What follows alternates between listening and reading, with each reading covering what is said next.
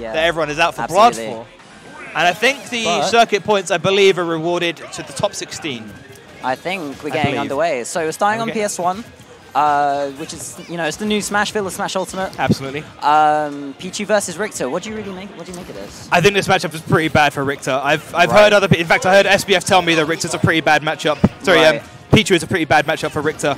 Obviously, you see that all his aerials, they're horizontally very slim. It's just a whip, so you have to do it extremely low to the ground if you even want to hit Pichu. And sure, like, you have your projectiles and all, but Pichu's mobility is incredible. It means that he can really kind of dart around these projectiles with relative ease. Not to mention the edge guarding as well, which I haven't even got to.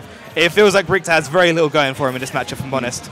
I feel like with the thing with Richter being generally he's quite alright when he's able to keep characters out. And I mean, like, when he's not, you see stuff like that, you know, miss tech to F smash, easy game, easy life. Yeah, for sure. So you can see also there the Thunder Jolt actually stopping the cross, it seems, which is an interesting development. So that's probably going to be quite key for Pichu in neutral, because, you know, Richter's going to want to throw out all of those aerials. The fact that he can use Thunder Jolt to effectively nullify cross will make his approach, you know, that bit easier.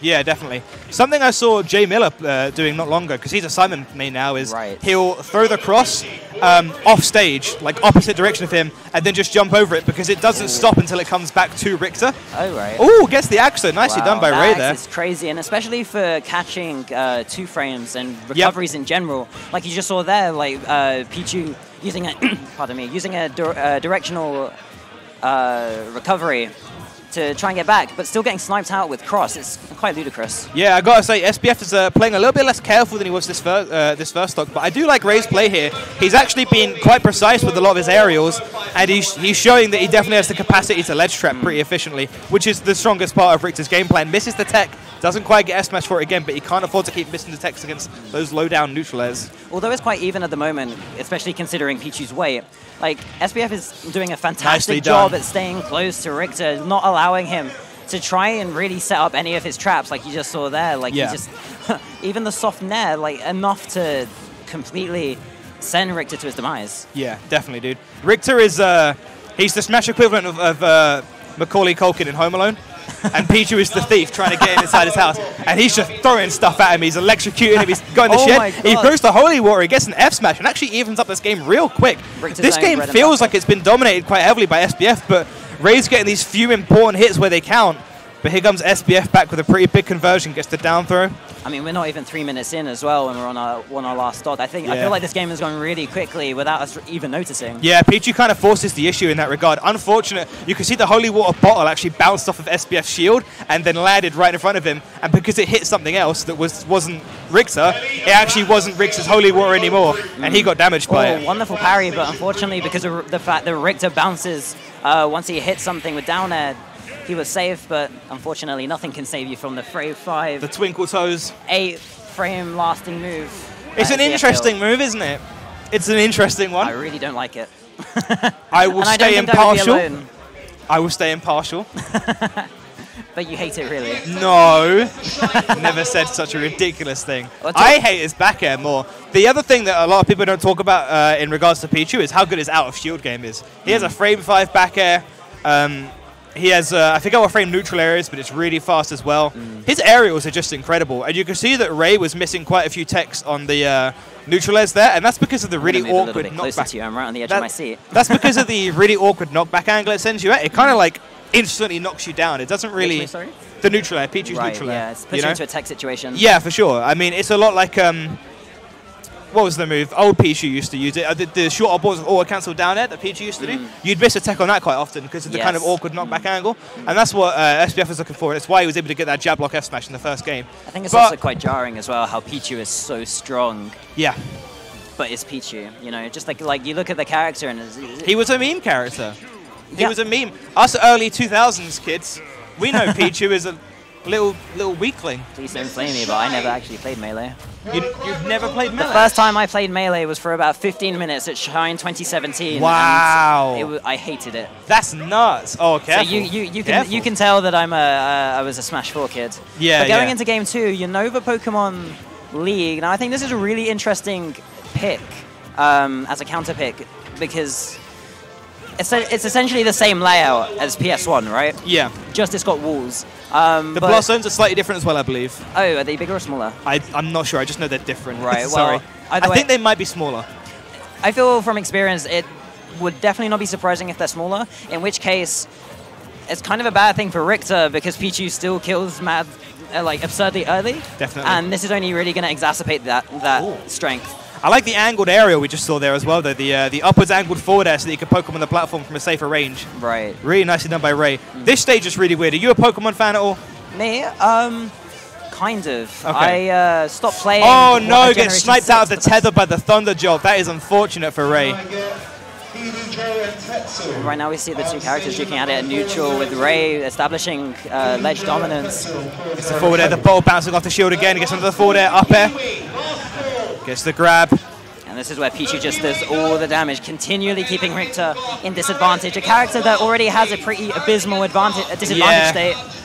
It really feels like the Belmont have like no landing options whatsoever. Outside There's the holy water. But they don't need landing options. Okay, sorry, I'm going to go on a rant. What is Milotic doing here? This is a Generation 5 stage. All the other Pokemon that show up are either Generation 5 Pokemon or Legendaries. First of all, what is Milotic doing there? It's a Generation... And then it flies! You know what, I can't answer that one, but... It just flew off! This stage is weird, man. That's my reason for wanting to ban this stage. Why is Milotic here? Milotic is the only reason to ban. It's got nothing to do with the walls, just Milotic. You could have been any Pokemon for Generation 5. Oh, wow. Sniping He's going to tether. With neutral air out of that tether recovery. That's quite clever, actually, from SBF. Not an interaction you'd expect. So it feels like Ray is jumping from the ledge quite a lot. And SBF, oh, there you go, punish on the air dodge. See, Shaman, legendary Pokemon. Not Gen 5, but legendary. Fair enough. Milotic. What a weirdo. Milotic's pseudo-legendary, isn't she? Nope. Oh, is she not? Oh, nope. Okay. I'm just bad at Pokemon. So SBF seals out that stock nice and early with a forward tilt. It gets another grab, can be a lot of percent.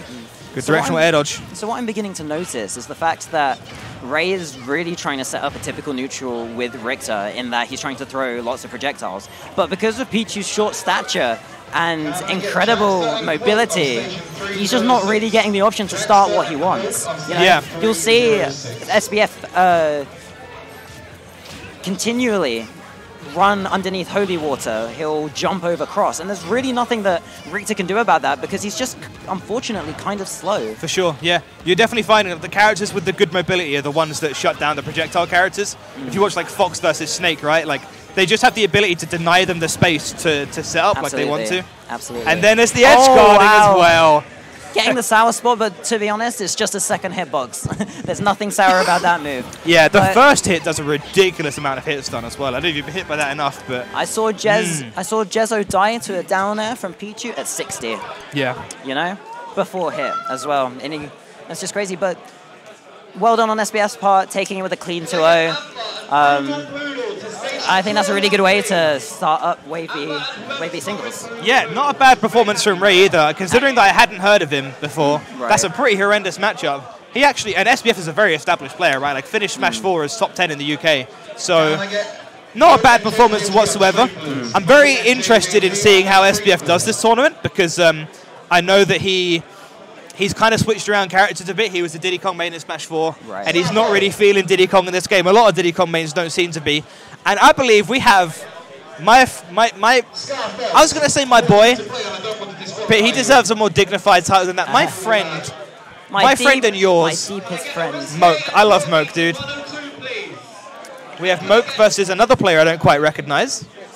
That would be JJG. Now. Oh, I know JJG. This is interesting. So JJG, hand rubbing. This is going to be an incredible set. JJG is a fantastic young Link main. I had the opportunity to fight him at a Meltdown a couple of weeks ago as my round 1 opponent, and he just completely. That was the one he made top 8. That was when, he got 7th place at that Meltdown, almost even beating Pelly. I saw that. He had the advantage on Pelly the entire set, but Pelly, to his credit, getting 2 crucial reads, one of which was a Jet Hammer kill at 60. I saw he two-framed him, I think, didn't he? No, I think it was a neutral get-up. Oh, okay. Yeah, it was a neutral get-up from ledge from JJG, which Pelly punished with a Jet Hammer, if I recall correctly. Yeah. But either way, I feel like this is going to be a really interesting set. For sure. especially considering the fact that on paper, I feel like Mewtwo would struggle with Young Link just because of Young Link's speed, inherently his oppression, and the fact that Mewtwo doesn't really have any sort of get-off-me options, right? Yeah. He's got Nair, which is all right, but that's still kind of slow in the grand scheme of things. He's light, which is going to be great for Young Link because he's got such powerful moves in neutral air and forward air.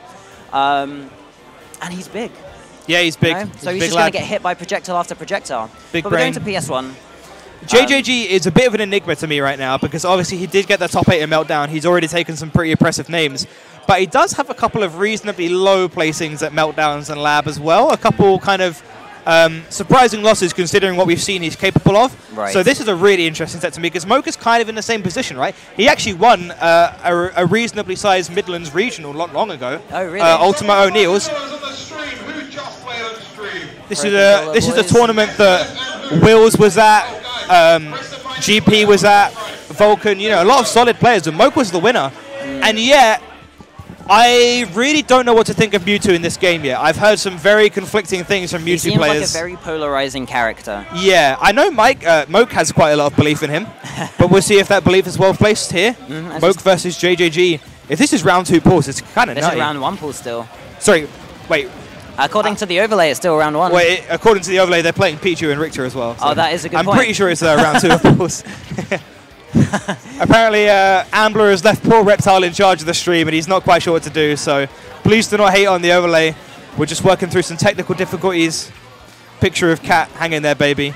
Early advantage to Moke, who obviously he does have a reflector, but it's really not going to be viable to use in this matchup because of the low cooldown. When you compare it to Young Link, who can short hop auto cancel his arrows, you're not going to have time to use a laggy reflector like that, right? Short hop auto cancel arrows that combo into themselves, may I add. It's crazy. Not only combo into themselves, but comboing into kill moves. I've seen JJG manage to confirm an up air from an arrow. Yep. You know, and especially when you've got a character such as Mewtwo who is big and see exactly what I mean. Forward air into arrow into up air. Nice exactly. by JJG. JJG's got some nasty combos and more than enough there to take the stock quite convincingly as well. But now we see him going for even more crazy combos. This character's just nutty, man. And I'm not sure if he's attack cancelling these back airs, but it kind of looks like it. It looks like he's doing a really fast RAR without a lot of aerial momentum. So it's kind of too early in the meta for me to be able to like call out an attack cancel or an F-tilt cancel RAR bear, like, you know, just by seeing it. But that's the vibe I'm getting. Right. Oh, and Moke is about to be lapped here in this first game. I think he was going for an up smash there. Absolutely, yeah. Trying to catch the jumping from Young Link. Young Link, obviously a character that gets quite a lot from his aerials, so it's not a bad shout. Definitely. I would be shocked to see Moke pull out the Cloud game too as well if he loses this one. Is he playing Cloud as I know well? that he has got a Cloud. He played it to pretty decent success at the regional that he won. So.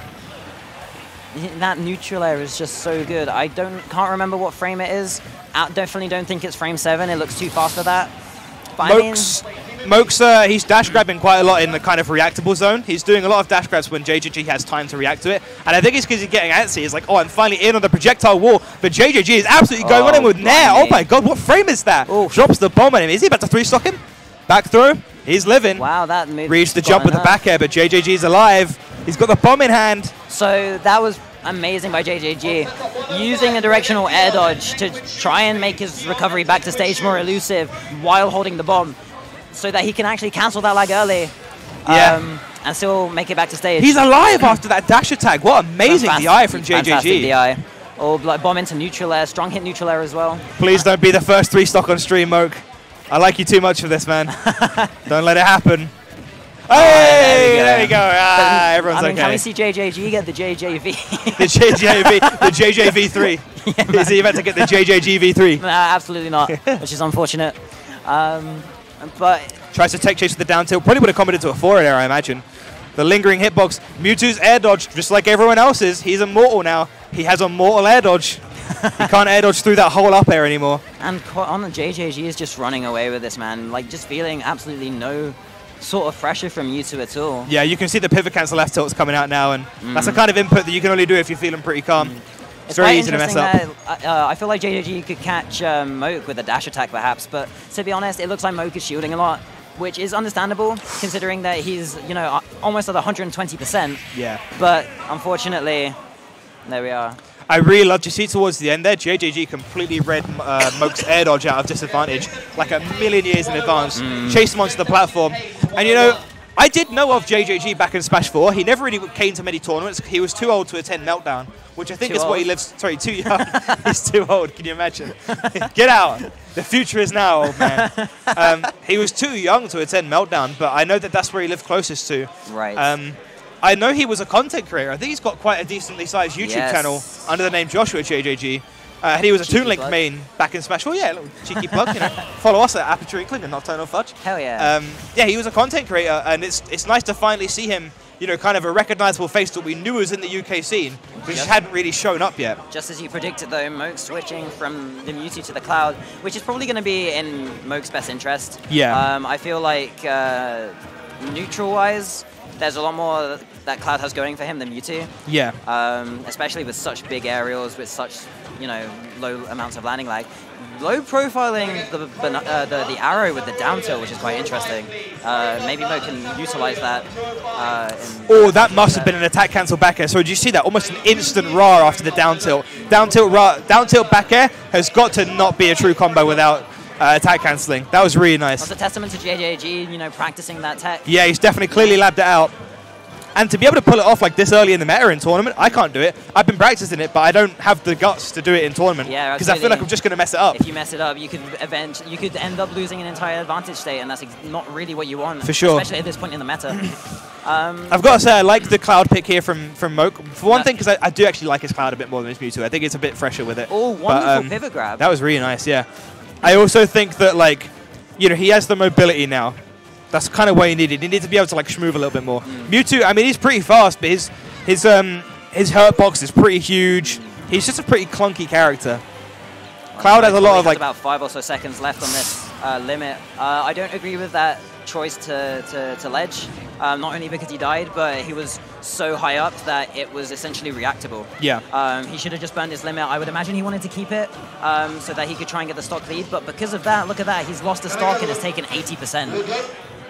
Playing too conservative with your limit is just not really the wave and ultimate, you know, like you can only have it for 15 seconds, so you really just need to kind of use it while you can and not bank too much on like trying to take the stock with it. Absolutely. Just use it. Like forward air into cross slash is true. If you get a forward air at 0 with limit, you do forward air limit cross slash, it's like 40+%. Dead for this. What? Oh no. Such an underwhelming punish. The Punisher this man is not. Don't be expecting a call from Netflix anytime soon, Moke. That was not ideal, but it's fine. He can bring it back. I'm just beginning to wonder how much is that decision going to cost Moke in this set, especially considering he's already a game down. But you know, big forward air, slicing Youngling in half to take his first start. Yeah. And at 0, what he's going to be looking for is probably more forward airs, because like I say, forward air cross slash is like Cloud's kind of new B&B thing. As I say that, he loses the stock to arrow Nair. Nair is a nutty move from Youngling. Nair and down air. Spot Nair is amazing. They're crazy. See the forward air to cross slash? Nice lot of damage there. The thing about Cloud is that now that his up air doesn't scoop people up from being grounded, it feels like he doesn't really have a good front-facing hitbox aside from forward air, but that's very like reactable, right? Like if you know someone's going to short up fair because that's most of their neutral, then you could just come in and anti-air it. Absolutely. Now I wonder if we're going to see Moke trying to attempt some sort of play, because I feel like at this point in the game he needs to be able to do that. So maybe he's going to get a JJG off stage. I wonder if it's reasonable. Oh, he tried to use limit. He lost it immediately. Blimey. Great call out on JJG's part. Very unfortunate for Moke. Okay, I like to jump out there. I feel like, I know that it's risky as Cloud to go off stage, but it wouldn't be amiss to go off stage with a Nair or two for Moke as well, because Youngling himself is pretty edge guardable. His recovery isn't great. Oh no, the boomerang interrupting limit again. That's unfortunate. I feel like at this point in the game, Moke is essentially going to feel like he has to. Youngling, as you said, having quite an exploitable recovery, that Nair would just completely, you know, trade it out. And then what's he got? He's got Bomb. But realistically, if you're in, say, the lower quadrant of the stage and you get hit, he's not going to make it back. So I feel like that's Moke's next, that's his best interest. Okay, he's smiling. He knows that his punish game's been a little bit iffy this game, and that's fine. We're still early meta, you know. Yeah, a few whiff punishes here and there from Moke, but that's going to be something he takes away from this set when, let's be real, he inevitably loses the stock. If it makes this back, I'll pop off. Oh my god! Oh, that's so... JJG has cheated death through his projectiles so many times this game alone now. He's been saved from limit by the bombs. Bless the bomb, man. Bless the boomerang. Bless it all. That's an arrow to up air. Nicely done by JJG. I just feel so sad for Moke, if I'm completely honest with you. He's taking it in stride. He's a very sportsman-like player. He'll come back stronger. And especially, like we were saying earlier, this early in the meta, it's Where are you? results, although they held